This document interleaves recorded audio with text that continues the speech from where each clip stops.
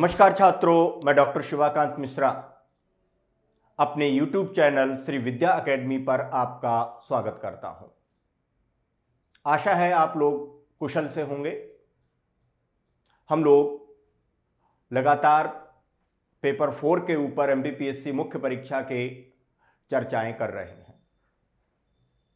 आज हम आपसे बात करने जा रहे हैं MPPSC मेंस एग्जाम के पेपर 4 में केस स्टडी सॉल्व करने का सही तरीका, proper way to solve the case studies in mains exam of MPPSC।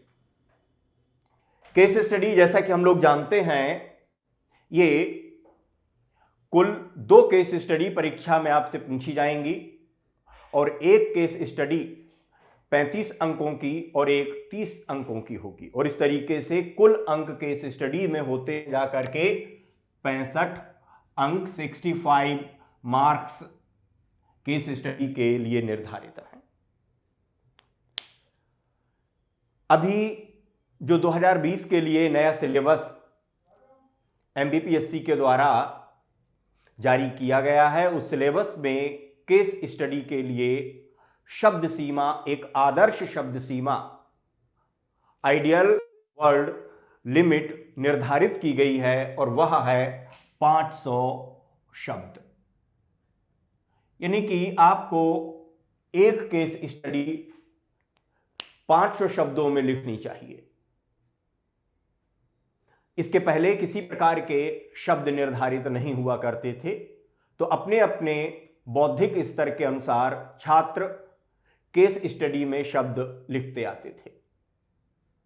200 अंकों में से केस स्टडी के लिए 65 अंक निर्धारित हो गए और इस तरीके से केस स्टडी आपके 32.5% अंक 32.5% marks are reserved for the case studies in MPPSC।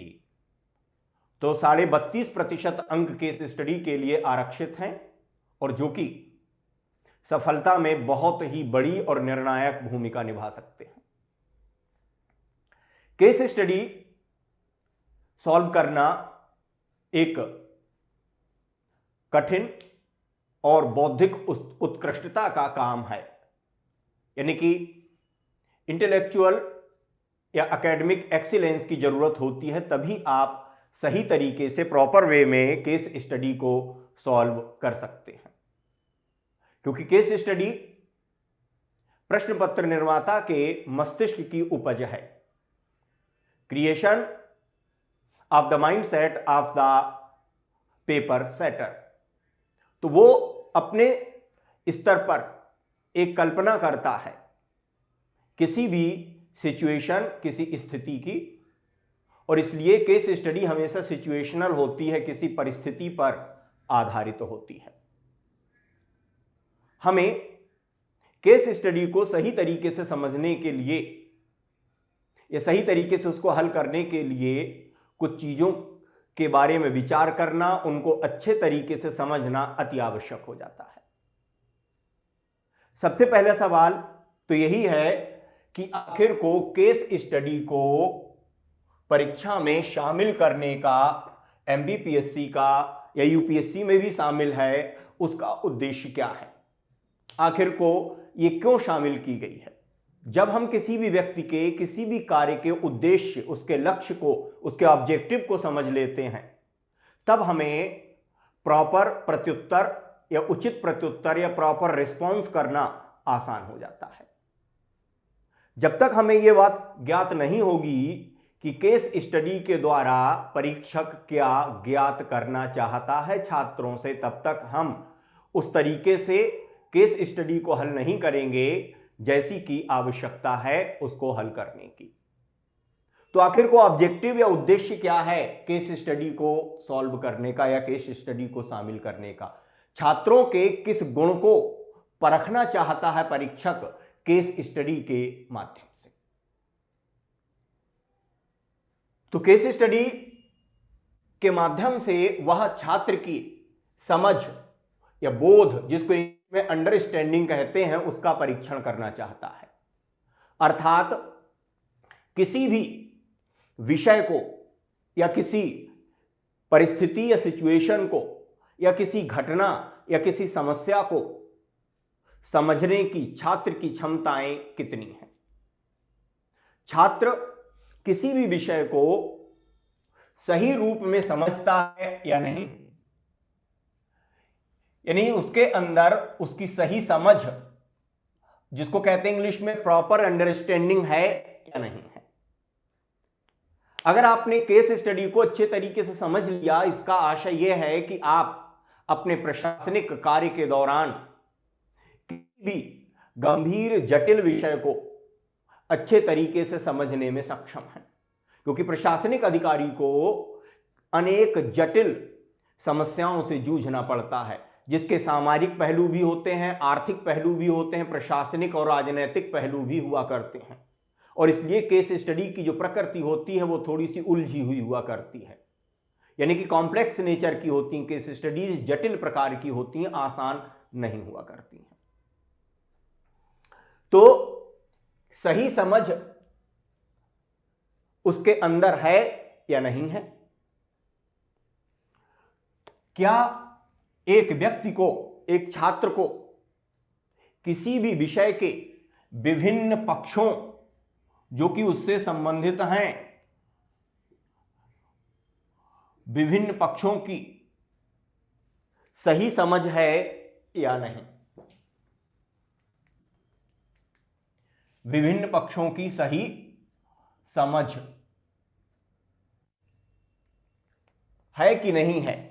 जैसे किसी भी विषय में कुछ मूल्य भी हो सकते हैं जिनको कि समझना जरूरी है, उसके राजनीतिक पहलू भी हो सकते हैं, उसका वर्तमान पक्ष भी हो सकता है और उसका भविष्य भी हो सकता है। अगर आज आपने किसी परिस्थिति को, किसी केस को सही वर्तमान परिस्थिति में आपने हल कर लिया, लेकिन भविष्य के लिए कहीं वह समाधान अधिक समस्याजनक तो नहीं हो जाएगा, तो उसके विभिन्न पक्षों की समझ का ज्ञान होना। एक चीज होती है कि सही विकल्प के चयन की क्षमता।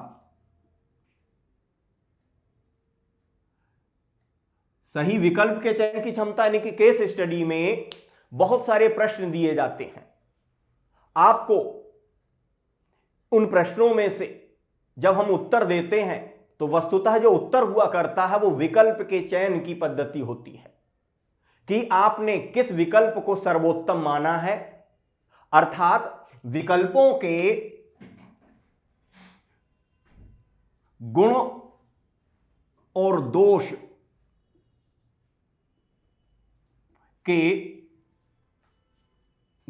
दोष के विश्लेषण की क्षमता आपके अंदर है या नहीं। यानी किसी भी एक विशेष विकल्प को अपनाने के सकारात्मक परिणाम क्या हो सकते हैं, नकारात्मक परिणाम क्या हो सकते हैं, दूरगामी परिणाम क्या हो सकते हैं, इन चीजों की समझ छात्र को है या नहीं है। तो सब कुछ समझने का जो उद्देश्य है वो है बोध, जो मैंने आपको बताया कि आप किसी विषय को समझ पा रहे हैं, समस्या को अच्छे तरीके से समझते हैं नहीं है। ये सारे पक्ष हैं, सही समझ होना, विभिन्न पक्षों की सही समझ, सही विकल्प के चयन की क्षमता, विकल्प के गुण दोषों के विश्लेषण की क्षमता। अगर हम ये विकल्प अपनाते हैं तो इसके ये सकारात्मक और ये नकारात्मक पहलू हैं और इसके ये सकारात्मक और ये नकारात्मक पहलू हैं। और फिर एक होता है अपनी समझ को सही तरीके से अभिव्यक्त करने की क्षमता, ability to express the understanding of self. अपनी समझ को व्यक्त करने की क्षमता। क्या छात्र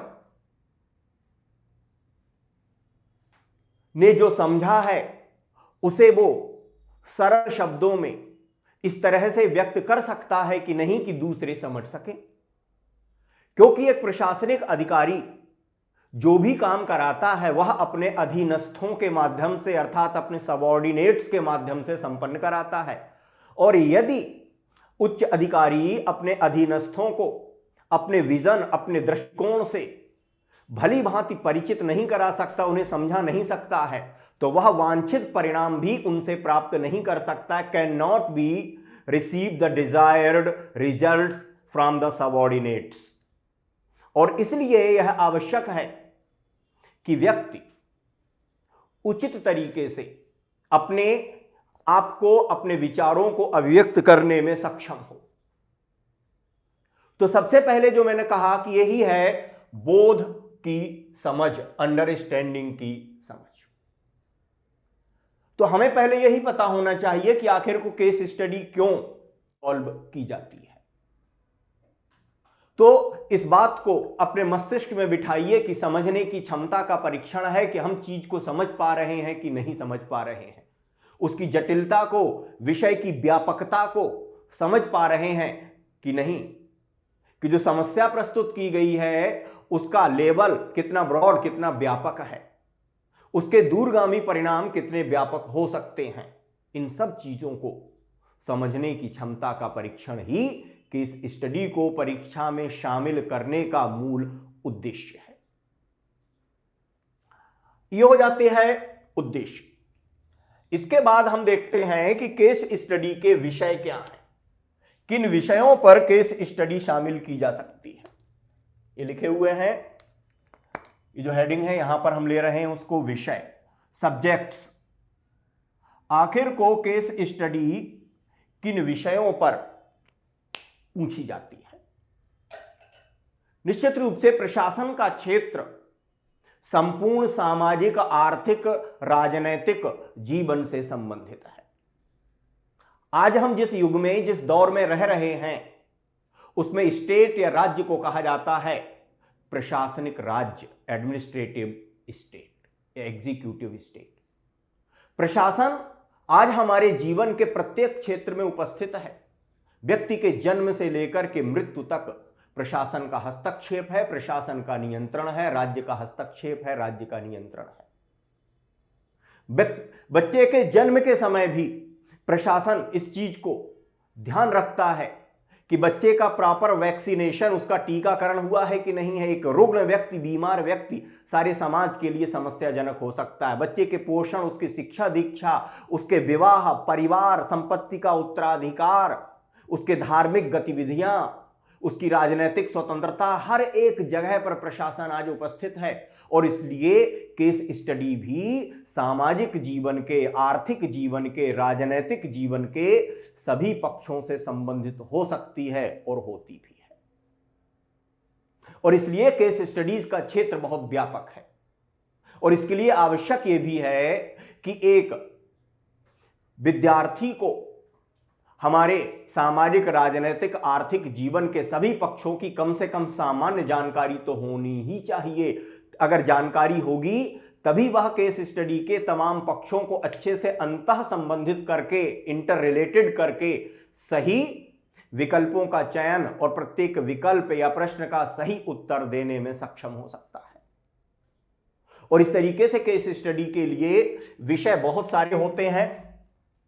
राजनैतिक विषय हुआ करते हैं, पॉलिटिकल इश्यूज हुआ करते हैं, राजनैतिक के साथ आर्थिक विषय भी होते हैं, इकोनॉमिक सब्जेक्ट, पर्यावरणीय विषय, एनवायरमेंटल, सामाजिक विषय, जैसे दहेज की समस्या हो सकती है, बलात्कार की समस्या, या हम कहें तो लिंग भेद जैसी विषय। तो दहेज, बलात्कार, जातिवाद, सांप्रदायिकता, कम्युनलिटी, ऐसे तमाम सामाजिक विषय हो सकते हैं। पारिवारिक विषय हो सकते हैं जिनमें विवाह संबंधी विषय, परिवार के अंदर तमाम तनाव हो सकता है, परिवार के किसी सदस्य से जुड़ी हुई कोई समस्या हो सकती है, परिवार का कोई सदस्य, कोई बच्चा पथभ्रष्ट हो सकता है, तो उस समस्या के समाधान के लिए भी आपके समक्ष केस स्टडी प्रस्तुत की जा सकती है। तो पारिवारिक, वैवाहिक अनेक विषय हो सकते हैं। प्रशासनिक विषय हो सकते हैं, एडमिनिस्ट्रेटिव सब्जेक्ट्स हो सकते हैं।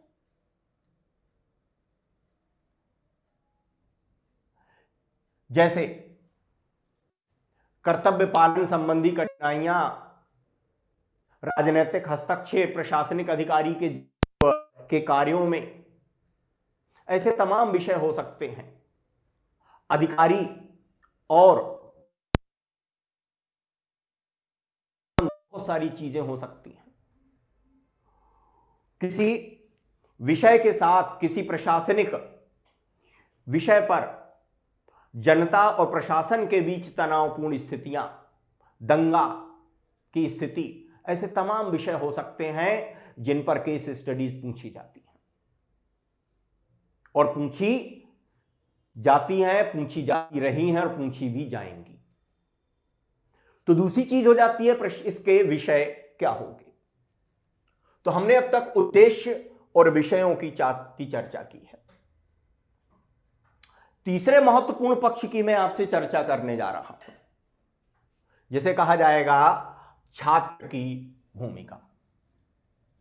आखिर को छात्र, स्टूडेंट अर्थात आप लोग जिन प्रश्नों पर या जिस केस स्टडी को सॉल्व करने जा रहे हैं, उस केस स्टडी के संदर्भ में आपकी भूमिका क्या होगी, यानी कि आपसे कितने रूपों में प्रश्न पूछे जाएंगे, आप कितने रोल प्ले कर सकते हो।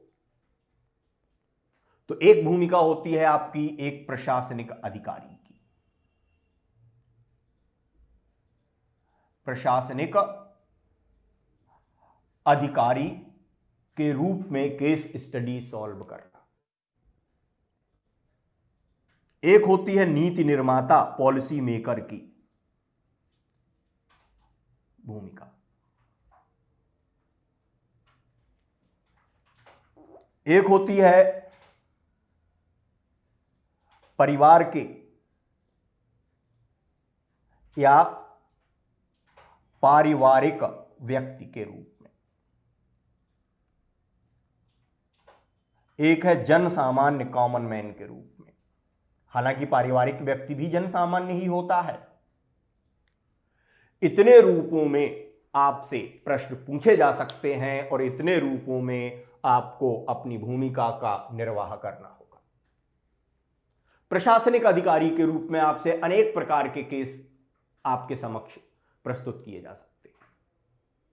कहीं पर बाढ़ आ गई है, संसाधनों की कमी है, एक साथ सभी लोगों को नहीं बचाया जा सकता है ना। इस प्रकार से आप किसको बचाने के लिए प्रमुखता प्रदान कर रहे हैं, कैसे आप कोऑर्डिनेट करते हैं, समायोजन स्थापित करते हैं, ऐसी तमाम चीज़ों से जुड़े हुए प्रश्न हो सकते हैं प्रशासनिक अधिकारी के रूप में। कहीं दंगा भड़क गया है, आपके पास पुलिस फोर्स कम हो रही है ना, या दंगे की स्थिति में कई लोग एक साथ आपको यानी कि प्रशासन से मदद मांग रहे हैं और प्रशासन एक साथ सभी को मदद नहीं कर सकता है, ऐसी स्थिति में आप किसे वरीयता देंगे, ऐसे तमाम चीज़ें हो सकती हैं प्रशासनिक अधिकारी के रूप में। प्रशासनिक अधिकारी के रूप में आपसे यहाँ पर भी सवाल हो सकते हैं कि उच्च अधिकारी और आपके बीच में किसी प्रकार के सामंजस्य की समस्या हो गई है, अपने सबॉर्डिनेट या अपने समकक्ष यानी कि कलीग की या अपने उच्च अधिकारी की किसी निजी जीवन की किसी समस्या के ऊपर भी आपसे प्रश्न पूछा जा सकता है कि आप उसमें कैसे सहायक हो सकते हैं। नीति निर्माता के रूप में, अब प्रशासनिक अधिकारी के रूप में, प्रशासनिक अधिकारी के रूप में जब भी हम केस स्टडी को सॉल्व करें तो हमारे पास कुछ दृष्टिकोण होना चाहिए। प्रशासनिक अधिकारी के रूप में जब भी हम किसी केस स्टडी को सॉल्व करने जा रहे हैं तो सबसे पहले हमें यह पता होना चाहिए कि एक प्रशासनिक अधिकारी की सीमा या लिमिट क्या है, उसके अधिकार क्या हैं, उसके कर्तव्य क्या हैं। समस्या का समाधान केस स्टडी में जो विषय या जो समस्या प्रस्तुत की गई है उसका समाधान करने के पूर्व हमें इस बात पर भली भांति विचार कर लेना चाहिए कि प्रशासनिक अधिकारी की अधिकारों की, उसकी शक्तियों की सीमा क्या है। कोई भी समाधान आपकी शक्तियों की सीमा बाहर जाकर के प्रस्तुत नहीं किया जा सकता है, आपके अधिकारों की सीमा के परे जाकर के नहीं किया जा सकता है। एक बात हमेशा याद रखना चाहिए कि प्रशासनिक अधिकारी राज्य और जनता के बीच की कड़ी है, लिंक है, जो कि जनता की बातों को स्तर तक पहुंचाता है और वहां के आदेशों, निर्देशों, नीतियों को क्रियान्वित करता, इंप्लीमेंट करता है, लागू करता है। और इसके लिए हमें कुछ चीजों का आवश्यक ज्ञान होना चाहिए। हर रूप में, जो मैंने अभी आपसे चर्चा की, प्रत्येक रूप में कुछ चीजों का ज्ञान अति आवश्यक है। तो प्रशासनिक अधिकारी के रूप में केस स्टडी सॉल्व करने के लिए आपको कुछ चीजों का आधारभूत ज्ञान होना चाहिए। वह आधारभूत ज्ञान किसका होता है? बेसिक नॉलेज आपको होना ही चाहिए। सबसे पहली चीज, आधारभूत ज्ञान होना चाहिए भारतीय संविधान का।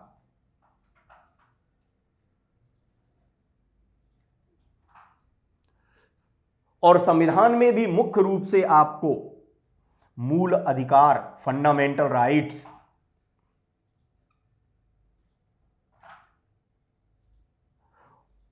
नीति निदेशक सिद्धांत, राज्य के directive principles to the state policy,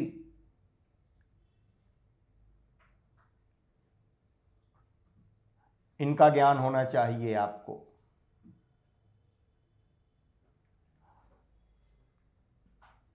प्रशासनिक नियम और प्रशासनिक प्रक्रिया, administrative rules, regulations and administrative procedures, इसका ज्ञान भी प्रशासनिक अधिकारी को होना ही चाहिए। इसी के साथ उसे सामाजिक मूल्यों का ज्ञान होना चाहिए, नैतिकता के मापदंडों का ज्ञान होना चाहिए, उसे उस क्षेत्र की लोगों की आर्थिक परिस्थितियों का ज्ञान होना चाहिए, संस्कृति का ज्ञान होना चाहिए।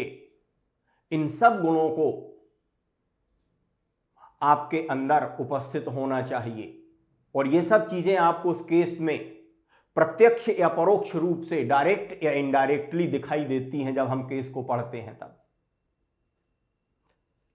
हमने कहा कि मूल अधिकार के बारे में पूरा ज्ञान होना चाहिए, नीति निर्देशक सिद्धांत, directive principles to the state policy का ज्ञान होना ही चाहिए। क्यों होना चाहिए?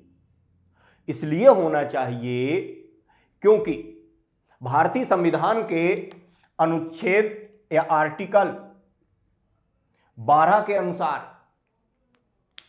और आर्टिकल 36 के अनुसार, 36 के अनुसार,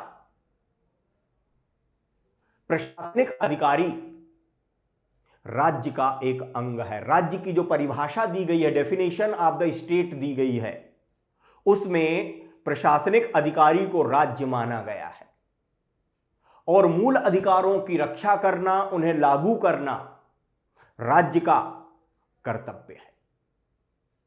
अर्थात केस स्टडी के सॉल्व करते समय आपको यह विचार कर लेना चाहिए कि कहीं आप जिस निर्णय को लेने जा रहे हैं उस निर्णय में किसी भी प्रकार से नागरिकों के मूल अधिकार का हनन तो नहीं हो रहा है, कहीं आप नीति निर्देशक सिद्धांतों का उल्लंघन तो नहीं कर रहे हैं, क्योंकि ये सब चीजें राज्य के लिए आधारभूत है। नीति निर्देशक सिद्धांत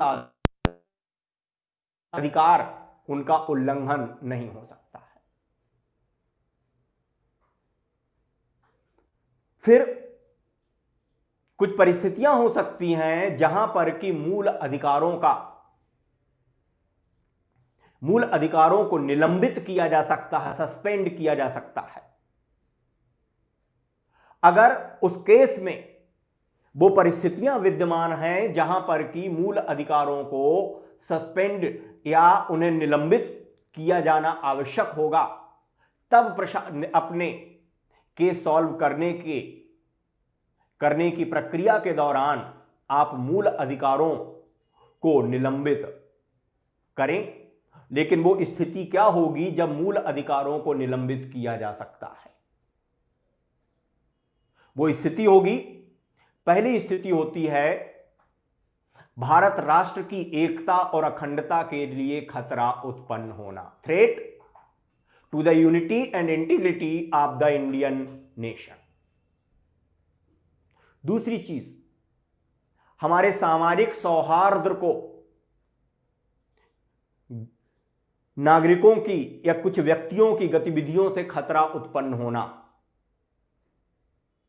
threat to our social harmony through the activities of some citizens. तो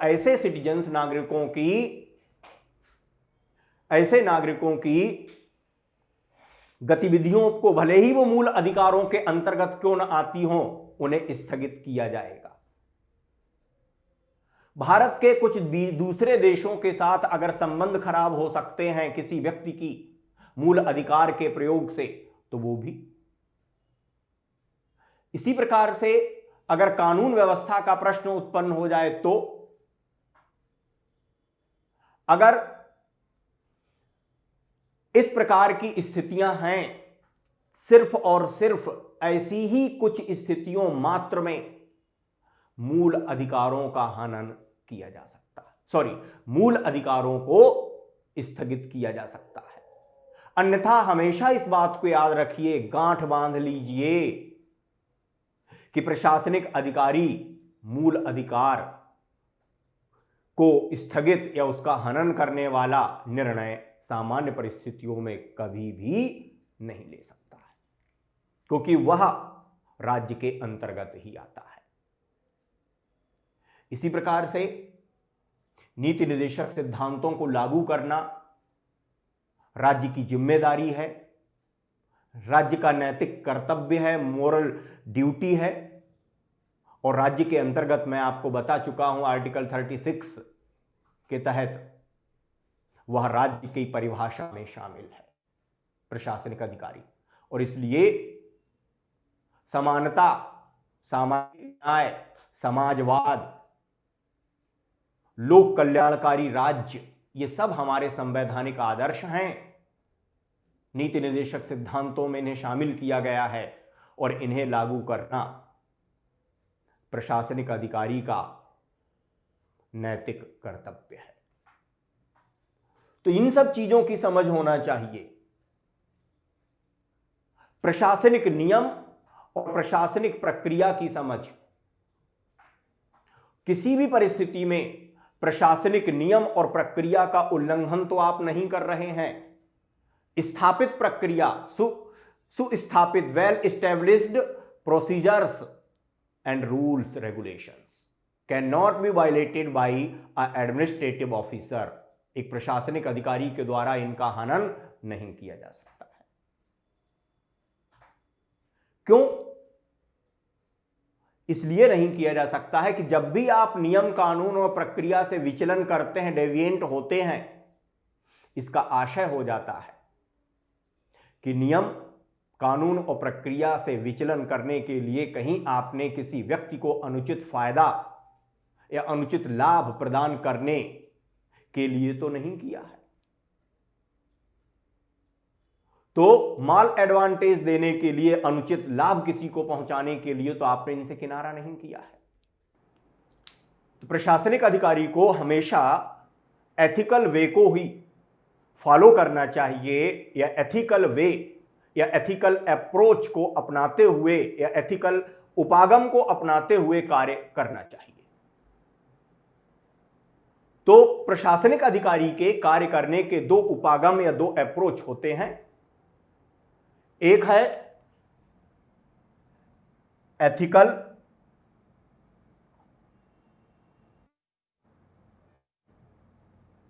उपागम या अप्रोच, और दूसरा होता है रेडिकल उपागम या अप्रोच। किसी भी सामान्य परिस्थिति में हमेशा आपको एथिकल उपागम या एथिकल अप्रोच को ही पालन करना चाहिए। एथिकल अप्रोच या उपागम का अर्थ होता है कि जिसमें निर्णय निर्माण की प्रक्रिया में फाइल नीचे से ऊपर तक जाती है और ऊपर से फिर नीचे तक आती है और फिर निर्णय को इंप्लीमेंट या उसे लागू किया जाता है। सामान्य परिस्थिति में यही किया जाता है और यही किया जाना चाहिए। लेकिन कुछ असामान्य अनकॉमन कंडीशंस में आपको एथिकल के बजाय रेडिकल अप्रोच को पालन या अपनाना चाहिए। रेडिकल अप्रोच का मतलब होता है कि निर्णय निर्माण की प्रक्रिया में शामिल कुछ स्तरों को लांघ दिया जाता है, उनसे संपर्क स्थापित नहीं किया जाता है। ग्राउंड लेवल पर काम करने वाले व्यक्ति और स्तर के व्यक्ति स्थापित होता है जाते हैं। निर्णय में या निर्णय लेने के लिए फाइल वगैरह नहीं चला करती है, सीधे फोन पर बात होती है और निर्णयों को लागू कर देती है। ऐसा इसलिए आवश्यक होता है कि यदि एथिकल अप्रोच को लागू किया गया तो जिस उद्देश्य के लिए निर्णय लिया जा रहा है वह उद्देश्य प्राप्त करना कठिन हो सकता है या जन और धन की भारी क्षति हो सकती है। उसे रोकने के लिए ऐसा किया जाता है। ऐसी कुछ परिस्थितियां हो सकती हैं जब रेडिकल को फॉलो किया जाएगा। प्राकृतिक कंडीशंस या परिस्थितियां हो सकती जिनको हम कहते हैं कि नेचुरल क्लाइमेटीज, प्राकृतिक बाधाएं उत्पन्न हो सकती, प्राकृतिक आपदाएं आ सकती हैं, बाढ़ में लोगों का फंस जाने से तत्काल निकालना, भूकंप से व्यापक जनधन की हानि होने की आशंका और लोगों को रेस्क्यू करना, निकालना, कहीं पर आतंकवादियों के द्वारा आकर के लोगों को किडनैप कर लेना, बंधक बना लेना, उन्हें छुड़ाना। तो ऐसी तमाम परिस्थितियों में जब तक आप एथिकल वे को फॉलो करोगे तब तक बहुत देर हो चुकी होगी और ऐसी स्थिति में रेडिकल अप्रोच या रेडिकल उपागम को अपना करके कार्य संपन्न किया जाता है। तो प्रशासनिक अधिकार हमने बताया, मूल अधिकार, ये सब चीजें, नीति नियम प्रक्रियाओं का ज्ञान होना चाहिए, उसे मूल्यों का ज्ञान होना चाहिए। प्रशासनिक मूल्य क्या है? जैसे तटस्थता, सत्यनिष्ठा, ईमानदारी, पारदर्शिता, मानवता, ये सारे के सारे सामाजिक न्याय, इन सब मूल्यों को अपना करके उसे केस स्टडी को सॉल्व करना चाहिए। यदि वो उसमें शामिल हैं तो दो उपागम प्रशासनिक अधिकारी को अपनाना चाहिए। प्रशासनिक अधिकारी को अपनी सीमाओं का भी ज्ञान रखना चाहिए। उसकी कुछ सीमाएं होती हैं। सीमाएं क्या हैं? प्रशासनिक अधिकारी को किसी भी व्यक्ति को नौकरी देने का अधिकार नहीं है। अब ऐसे में उसे उस निर्णय के या उस केस के संदर्भ में देख लेना चाहिए कि कहीं उसे नौकरी के संबंध में कोई निर्णय तो नहीं लेना है। उदाहरण के लिए आप यूं समझ लीजिए कि एक केस आ गया है आपके समक्ष जिसमें कि छात्रों ने, जो कि बेरोजगार हैं, बहुत व्यापक पैमाने पर प्रदर्शन आरंभ कर दिया है, सड़कों को रोक दिया है। आप जिले के कलेक्टर हैं, देखिए मैंने आपको कलेक्टर बना दिया बात बात में, अच्छा लग रहा होगा आपको। तो कलेक्टर हैं आप, और कलेक्टर बनकर के अब आपको उन छात्रों को वहां से हटाकर मार्गों को चालू करवाने का निर्देश दिया गया है।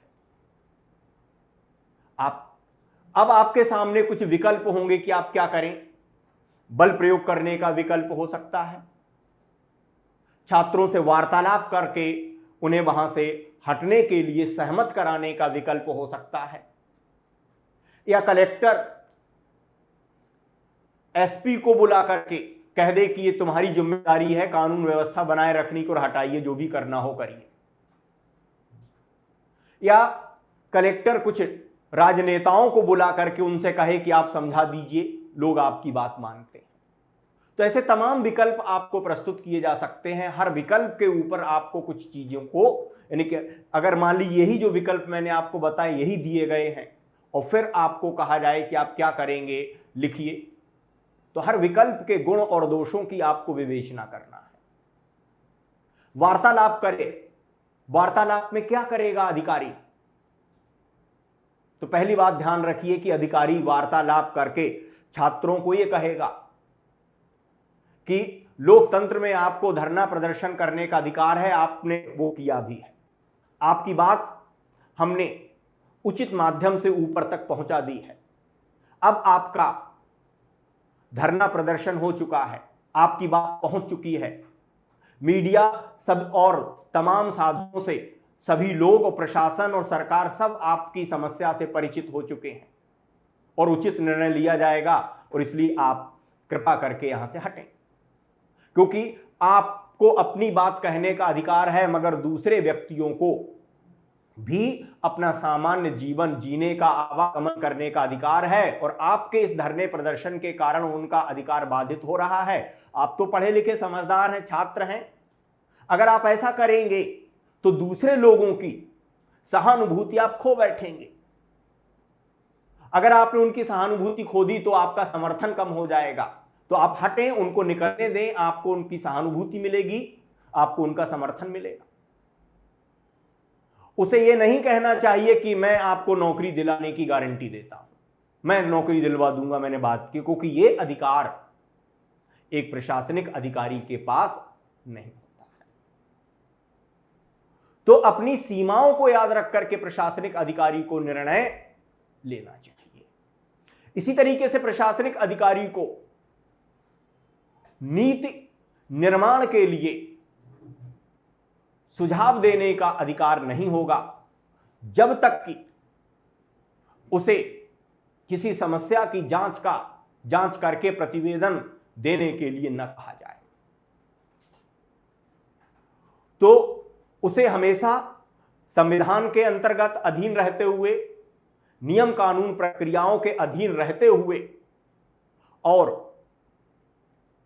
लोगों की, जनता के साथ उचित तालमेल बनाए रखते हुए निर्णय करने का प्रयास करना चाहिए। प्रशासनिक अधिकारी की बहुत सारी सीमाएं हैं, बंदिशें हैं। एक बंदिश यह हुआ करती है कि प्रशासनिक अधिकारी को खर्च करने के संबंध में निर्धारित धनराशि से अधिक धनराशि व्यय करने का अधिकार नहीं होता है।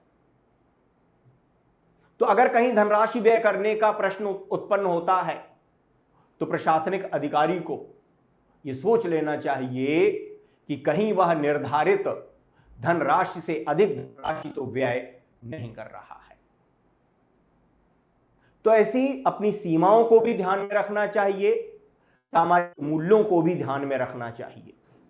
एक और बात अति महत्वपूर्ण जो मैं कहने जा रहा हूं, मैंने कहा कि उसे कानून का पालन, संविधान का पालन करना चाहिए, मूल्यों का पालन भी करना चाहिए। यदि कानून में और मूल्यों में संघर्ष होता है तो प्रशासनिक अधिकारी को क्या करना चाहिए? तो कानून और मूल्यों के संघर्ष की स्थिति में प्रशासनिक अधिकारी को मूल्यों का त्याग कर देना चाहिए और कानून को अपना लेना चाहिए, क्योंकि मूल्यों का न तो कोई सार्वभौमिक अर्थ है, न सर्वमान्य अर्थ होता है, और न ही भारत का संविधान और भारत की प्रशासनिक व्यवस्था मूल्यों से संचालित है। क्योंकि समाज में अलग अलग समुदायों के अपने अपने मूल्य हैं जो कि परस्पर विरोधाभासी हैं। उदाहरण के लिए कहीं पर बलि देना धर्म का अंग है और कहीं पर यह हिंसक उदाहरण है। किसी धर्म के अनुसार यह अनुचित है, किसी धर्म के अनुसार उचित है। तो हमारे यहां इस समस्या का समाधान करने के लिए ही तो हमने कानून और संविधान को अपनाया है कि मूल्य से नहीं, संविधान और कानून से हमें राष्ट्र को चलाना है। तो जब मूल्यों और इनमें संघर्ष हो तो आपको हमेशा कानून को वरीयता देनी है, मूल्यों को छोड़ देना है।